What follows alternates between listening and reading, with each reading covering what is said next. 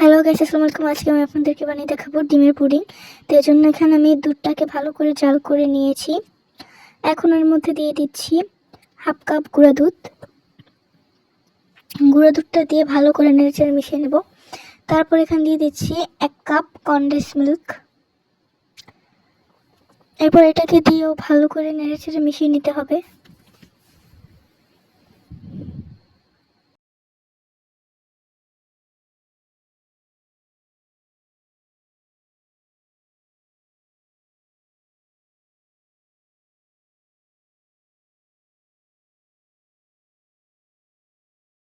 ভালো করে মিশানো হয়ে গেলে এটাকে আমি চুলা থেকে নামিয়ে একটি গ্লাসে ঢেলে নিচ্ছি।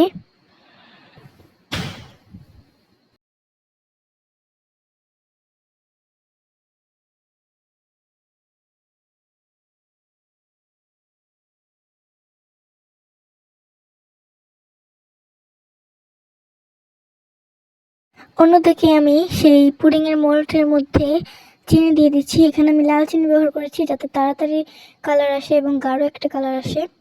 তো দেখেন কতটা গাঢ় কালার এসেছে। তো এখন এটাকে আমি নামিয়ে চারিদিকটা ঘুরিয়ে রেখে দেব। এভাবে করে ঘুরিয়ে দিচ্ছি পুরো সমান হয়ে যাওয়ার জন্য। এরপর এক সাইডে রেখে দিচ্ছি। অন্যদিকে আমি এভাবে করে আমি 4-5টা ডিম ভেঙে নিয়েছি। এখানে 5টা ডিম আছে। এরপর ভালো করে ফেটিয়ে নিচ্ছি। ফেটানো হয়ে গেলে এর মধ্যে সেই আগে থেকে রাখা দুধটা দিয়ে দেব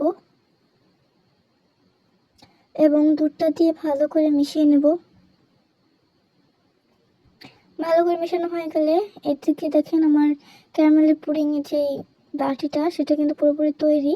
এখন এর মধ্যে দিয়ে দিচ্ছি।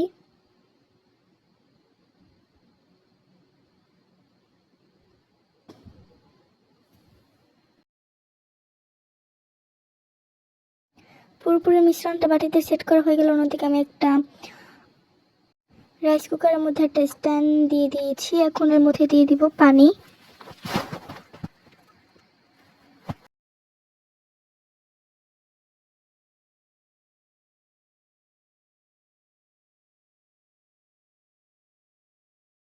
পানি দেওয়া হয়ে গেলে সেই পুডিংয়ের বাটিটার মধ্যে দিয়ে দিচ্ছি এবং উপরে ভারী কিছু দিয়ে আমি এটাকে একটু উপরে দিয়ে দিচ্ছি।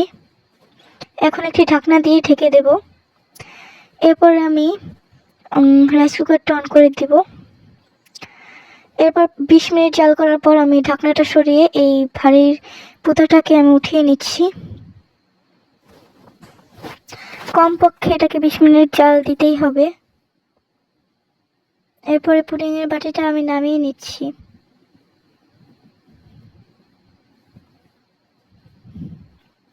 এখন আমি একটা কাঁটা চামচের সাহায্যে দেখিয়ে দিচ্ছি এটা কতটা পারফেক্ট হচ্ছে। তো দেখেন একদম ক্লিন এসেছে কাঁটা চামচটা। এখন একটা বাটিতে তুলে নিচ্ছি। তার আগে বলে নিচ্ছি এটা যেহেতু আমি একটা গোল বাটিতে তুলেছি তাই এরকম হয়েছে, কিন্তু এটা কিন্তু পুরোপুরি পারফেক্ট হয়েছিল